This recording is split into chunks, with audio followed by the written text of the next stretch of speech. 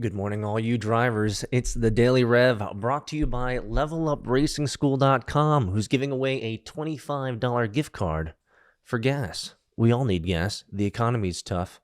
And frankly, every saving is a win. But good morning, my friends. I hope you're having a wonderful day. We are going to be collecting our rewards on GarageID.com or app.GarageID.com. So got to collect our points.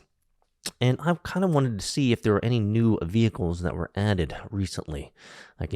This is a random button, so we can turn that off and see if anybody has updated anything recently. Oh, John Gonter and Porsche. John Gonter has updated his Porsche and his Mercedes. I like this. John, let's give you some tips for adding in these cars. Really appreciate it. For those of you guys out there that want to have a chance to win the $25 gift card for gas, make sure that you're like John Gonter, making an account at app.garageid.com. Sign up with the code PETER-GID for some more GPoints so you can get in the game. We got our news here, but per usual, let's just jump right into the lesson today. We're still pulling from the High Growth Handbook, and we're still talking to Mark Andreessen. Here's an interesting question. Elad says, I'd love to talk a little bit about getting the next product in the product cycle. How do you start iterating, and how do you come up with your V2 of your new product idea?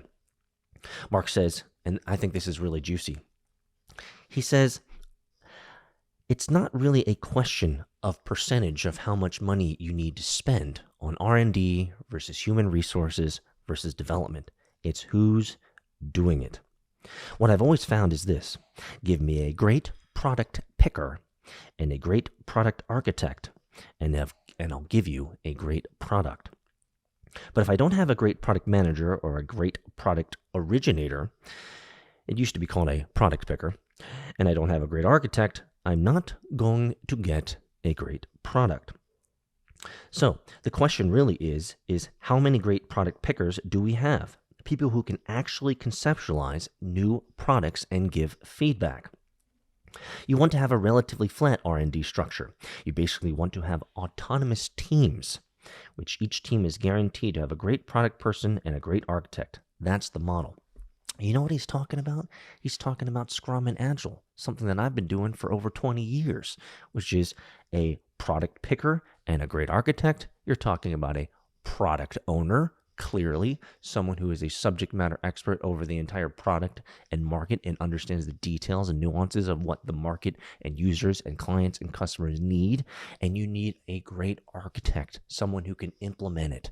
The way that I see this is a great Scrum team who's self-organized, who can figure out exactly, with shared understanding, what the product picker, the product owner, is driving. Now, in small companies like ours, in many cases, it's the founder, as Mark Andreessen clearly identifies here. But he says you need to construct the organization so the founder has the time to do that. Well, I'm leading the charge, and I have a great co-founder, Michael, who is the architect with our developer, Leo.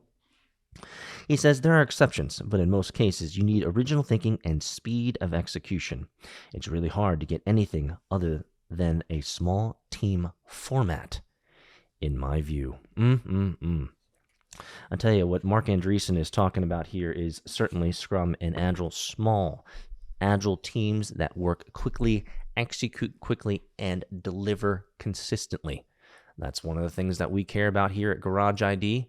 That's one of the things that we care about with all of our portfolio companies is that we execute quickly and deliver. So the question for you drivers today is, are you delivering daily? Hammer down. Have a great one, my friends.